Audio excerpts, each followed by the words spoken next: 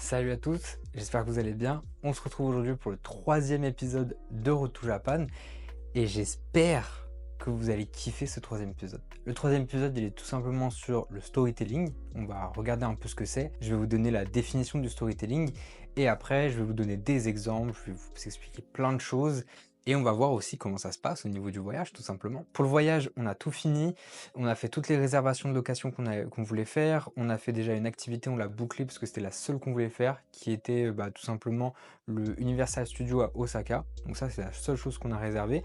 Et ensuite, il nous manque juste à envoyer tous les documents, en tout cas genre les passeports, etc. à toutes les locations. Il faut aussi qu'on fasse le pré-remplissage de toutes nos informations avant de partir en fait à l'aéroport et qu'on atterrisse là-bas. Parce que normalement de base, alors je sais plus comment le document il s'appelle, mais normalement quand vous arrivez, quand vous atterrissez, vous devez faire un passage, remplir un énorme document qui est très très chiant. Et ça, vous pouvez le faire en fait en pré-remplissage avant de partir. Et c'est super cool parce que vous avez un QR code à la fin, vous le présentez et vous pouvez passer. Et ensuite, il y aura juste forcément préparer les affaires, les valises, etc. Ainsi que faire tout ce qui est conversion en euros. Si vous voulez déjà faire tout ce qui est conversion en euros avant de partir. Donc voilà, il nous reste ça à faire, il nous reste aussi à travailler sur le storytelling pour le documentaire. Au niveau du matos, on n'a pas eu beaucoup d'évolution. Je sais que j'ai eu quelques petits accessoires très rapides pour la DJI. J'ai eu un accessoire qui me permet de l'accrocher sur des parois magnétiques. Donc ça c'est super cool parce que je vais pouvoir la mettre partout où je veux. J'ai aussi eu des filtres ND pour mon appareil. Enfin bref, j'ai eu pas mal de choses qui vont pouvoir m'aider à avoir des plutôt très beaux clichés. On continue et on passe tout de suite au storytelling sans plus tarder. Et on fait une transition sur la main. Allez, on y va. Hop. Ok, alors sur le storytelling, il y a plein de choses à dire. Vraiment beaucoup de choses à dire, mais ça va être, je pense, plus simple que la direction artistique. Et vous allez savoir pourquoi, parce qu'en fait, le storytelling, on a tous déjà entendu parler. Mais avant de passer sur le storytelling, en tout cas sur la partie théorique, je vais tout de suite vous montrer un exemple de ce que ça ressemble, quelque chose avec du storytelling.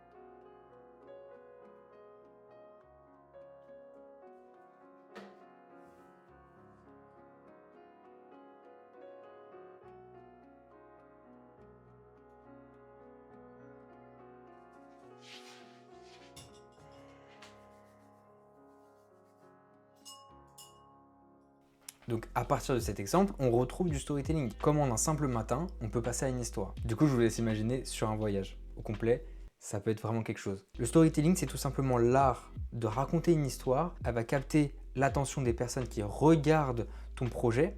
Et en plus de ça, ça va laisser une trace qui est durable sur le temps. Tu donnes des émotions, tu donnes beaucoup de choses que les gens vont ressentir et c'est comme une prolongation de ta direction artistique. Le storytelling, si tu veux, c'est pas juste une suite d'événements. C'est comment tu vas relier ces différents événements pour que ça ait du sens et que ça aille dans ta direction artistique ou la vision que toi tu as envie de transmettre. Et comme je vous l'ai dit dans l'épisode précédent, moi mon but c'est pas juste de vous montrer une vidéo qui est, on va dire, classique, c'est vraiment de vous faire transmettre l'émotion, de voyager avec moi, de voir que j'ai accompli entre guillemets mon rêve, parce que c'est clairement mon rêve d'aller au Japon, comme je vous l'ai déjà expliqué. Et en fait, c'est tout ça, c'est toutes ces émotions-là, c'est les émotions que moi je vais ressentir, de pouvoir vous les transmettre en réel et sans artifice. Donc au lieu de suivre juste un vlog touristique, ce sera là vraiment de voir mon aventure avec les hauts et les bas qui vont m'arriver et de vous transmettre 100% nature peinture, en toute transparence si je puis dire, notre expérience. Parce que si je vous transmets, on va dire, un vlog touristique classique, ça va pas taper dans le truc. Si je mets pas, on va dire, de suite logique à mes événements, si je mets pas d'explication à certaines choses qui vont arriver et pourquoi c'est arrivé ou autre, ça va pas rester dans votre tête. Par contre, si je réfléchis à une suite logique et comment relier chaque événement ou faire ce qu'on va dire, les fans de manga vont le connaître, du foreshadowing, ça va vous rester dans la tête. Le foreshadowing, c'est un exemple typique dans le manga qu'on retrouve beaucoup dans les animés et même parfois dans les séries, dans les films, etc. Et ça vous permet tout simplement sur tout le long de votre narration, donc du début à la fin, de mettre des indices éparpillés partout sur le début qui en fait ont un lien direct et qui expliquent directement ce qui va se passer à la fin de votre histoire. On peut placer ça dans le documentaire. Ou j'ai peut-être déjà placé ça dans mes 3 vidéos. Qui sait, on ne sait pas, et vous allez le découvrir sur mon documentaire. Mais là est le but en fait de comment je vais relier tous ces événements-là. Donc ce qu'il faut se dire, c'est qu'une histoire bien racontée, ça reste dans la tête des gens. Et c'est pas pour rien que certains contes, on les connaît par cœur, on les connaît et on sait comment ils fonctionnent. Si je résume pourquoi c'est bénéfique du storytelling, ça vous crée un lien émotionnel avec les personnes qui vont regarder votre vidéo, ça captive l'attention, et en plus de ça, ça va rendre votre contenu mémorable. Ok, mais du coup, c'est quoi la structure globale, on va dire, d'un storytelling? Est-ce qu'il y a une structure classique? Est-ce que ça diffère? Et bien en fait, c'est comme vous voulez. Voilà, je vous laisse avec ça. C'est tout. Rien d'autre à dire. Mais vous allez vous rendre compte, en fait, les cours de français qu'on a eu au collège, on aurait peut-être dû écouter un peu plus, en fait. Ce que je me suis rendu compte quand je me suis renseigné sur le storytelling et quand j'ai voulu faire une petite recherche pour essayer de m'améliorer dessus, parce que personnellement, c'était pas la chose où j'étais le plus abouti dessus, j'étais nul en storytelling, je suis toujours, hein, j'apprends toujours, donc forcément on est toujours en train d'apprendre. Je me suis rendu compte que c'est quelque chose de très classique. La structure classique du storytelling commence par une introduction. Jusque-là, je pense que vous savez tous que c'est une introduction. Ensuite, vous avez développé, donc la phase de développement de votre histoire. Développer les personnages, le pourquoi du comment, etc., etc. Vous allez ensuite arriver au climax de votre histoire. Vous allez avoir toute la phase de dénouement de votre histoire. Et à la fin, vous avez la phase de conclusion. C'est vraiment, et ça m'a un peu surpris, mais ce qu'on a appris en fait en cours de français. C'est les histoires typiques qu'on a pu étudier. En tout cas, moi, c'est ce que j'ai fait au collège. Et je regrette d'avoir pas plus écouté que ça. Vraiment. Parce que j'aurais gagné beaucoup de temps. Mais vous avez d'autres structures, vous avez le voyage du héros par exemple. Le voyage du héros, ça commence avec l'appel de l'aventure, le refus de l'appel, tout simplement, comme quoi vous avez peur, le héros a peur d'aller là-bas. Le mentor et son allié qui vont arriver dans votre histoire. Donc là, tout simplement, les inspirations de youtubeurs, donc vous le connaissez, etc. Si je prends par exemple avec mon projet à moi, ça serait tout simplement ça. La traversée du seuil, donc la décision pour moi par exemple de prendre le billet, etc. Bon là, je vous avoue, ce ne sera pas la structure que je vais prendre parce que tout est déjà fait. Les épreuves et les apprentissages pour le héros. Et enfin, le retour avec le gagne-pain, le jackpot. C'est tout simplement la conclusion. Et si vous regardez un peu sur internet ou si même maintenant vous demandez à ChatGPT de vous faire différentes structures de storytelling, il va vous en trouver plein. Il y a vraiment plein de choses qui peuvent se passer. Mais du coup, comment on va travailler le storytelling? Comment on va s'améliorer et comment moi personnellement je vais le préparer pour le documentaire? La première chose que je vais faire, c'est définir un fil rouge. Et ce fil rouge-là, moi personnellement, je sais que ça va être transmettre l'émotion de mon voyage. Ça, c'est mon fil rouge. Je veux tout vous montrer sur tout ce qui va m'apporter des émotions. La découverte, les temples, la nourriture, les balades, l'Universal Studio, tout ça. Et ça peut être de tout, ça peut être de la tristesse, ça peut être de la colère, ça peut être... J'ai envie d'être 100% transparent et ça, c'est mon fil rouge. Vous faire découvrir le Japon par mes yeux. Et pourquoi, si on me pose la question de pourquoi j'ai envie de vous retransmettre tout ça, c'est parce que j'ai pas juste envie de vous montrer un voyage avec des temples et de la nourriture. Moi, ce que je veux, c'est de vous montrer que personnellement, je peux réaliser mon rêve. Et si moi, je peux le faire personnellement, indirectement, vous pouvez le faire et vous pouvez poursuivre votre rêve. On est complètement en phase de développement personnel là, c'est fou. Waouh. Donc, ce qui est ma quête, c'est de réaliser mon rêve. Tout autour, il y a plein de choses qui vont venir, on va dire, incrémenter ce fil rouge-là et apporter du développement et de l'intérêt à l'histoire. Que ce soit les découvertes qu'on va faire, que ce soit les rencontres qu'on va faire par exemple, les nouveautés, les tests, tout ça, ça va nourrir l'histoire de ce fil rouge-là. Ensuite, ce que vous pouvez faire, Si vous voulez, si vous avez vraiment envie, mais ça peut vraiment apporter quelque chose de sympa, c'est travailler votre narration. Vous pouvez déjà potentiellement imaginer des scènes en tête, comme par exemple quand vous allez prendre l'avion, quand vous atterrissez au Japon, vous pouvez vous imaginer des scènes, mais toujours laisser place à l'improvisation. Parce que de toute manière, je ne sais pas ce qui va se passer là-bas, donc forcément il va y avoir de l'impro et rien ne sera joué. Le but c'est de capturer des moments authentiques, c'est pas forcément de capturer des moments qui sont faux. Il faut s'organiser. Et c'est de l'organisation que vous devez mettre en place dans votre tête, mais vous ne savez pas ce qui va se passer. Et c'est ça qui va faire que votre histoire sera authentique. Sur le documentaire, pour moi, il y a quelque chose qui va être crucial sur tout le développement du documentaire, c'est la voix off qui va être dessus. Pour moi, c'est obligatoire d'avoir une voix off. Pourquoi? Parce qu'il y a des moments où je ne vais pas parler et je vais parler en voix off pour expliquer ce que je ressens sur le moment, ce que j'ai ressenti.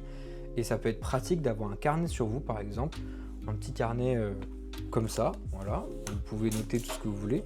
J'ai fait tomber mon stylo. Mais avoir un petit carnet et retranscrire en tout cas tout ce que vous ressentez sur le moment sur ce carnet-là pour que sur votre voix off, après, vous le retransmettez identiquement ce que vous avez ressenti, c'est top. Et au final, ça apporte, on va dire, du contexte, une réflexion par rapport à ce que vous ressentez.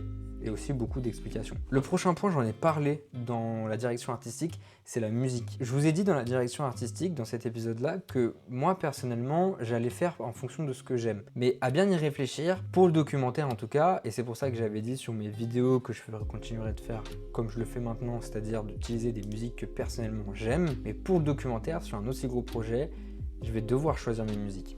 Et les musiques, je pense que je vais prendre des choses qui sont dans le thème. Donc là, le Japon, je vais prendre pas mal de choses.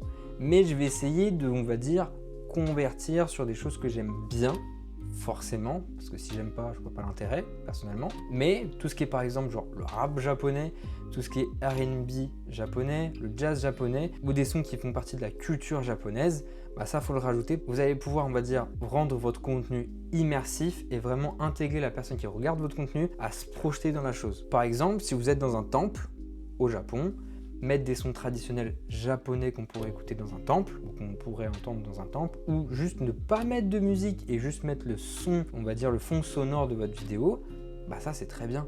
Et ça apporte un côté immersif à votre vidéo. Et d'ailleurs, pour les fonds sonores, les petits détails, pour moi, feront la différence. Tout ce qui est bruit de ruelle, bruit d'animaux, bruit, on va dire, qui pourrait parfois être mis comme parasite, bah, c'est super important de le rajouter. Ces petits trucs-là, pour moi, vont faire la différence et ça va rendre vraiment l'histoire que tu veux raconter à travers ton contenu vivante. Donc forcément, c'est super important d'ajouter toutes ces petites choses-là et faire en sorte que la structure de ton storytelling puisse être enrichie et plus vivant, plus immersif, plus réel. Donc si on doit retenir des choses par rapport à tout ça, c'est que déjà le storytelling, c'est pas juste du marketing, c'est vraiment une manière de vivre et de partager tes expériences. Moi personnellement, le documentaire, je veux juste transformer, on va dire, un voyage en aventure humaine et vous montrer que c'est possible de réaliser son rêve. Et voilà, on arrive à la fin de cette série vidéo. Alors peut-être que je vais faire des hors-séries, mais en tout cas moi je comptais en faire 3 épisodes. Donc qui était le début, la direction artistique, le storytelling. Honnêtement, actuellement, alors, je sais pas si ça va se voir, mais on est le 9 mars. Je pense pas que j'aurai le temps de faire de hors-série. Là, déjà, je vais m'occuper de faire tout le montage de cette vidéo-là pour vous le transmettre avant le départ au Japon. Il y aura aussi un épisode de Moyen du bord qui va sortir pas très longtemps, mais ça vous serez retenu sur les réseaux. D'ailleurs, pour suivre, je vous conseille vraiment de me suivre sur Instagram et de vous abonner. Vous allez avoir en story à chaque fois une petite notification pour vous dire quand il y a quelque chose qui sort. N'hésitez pas à vous abonner sur la chaîne, ça ferait super plaisir. Ça aide beaucoup et c'est vraiment encourageant, surtout quand on est en train de faire des projets comme ça, des gros projets de documentaires.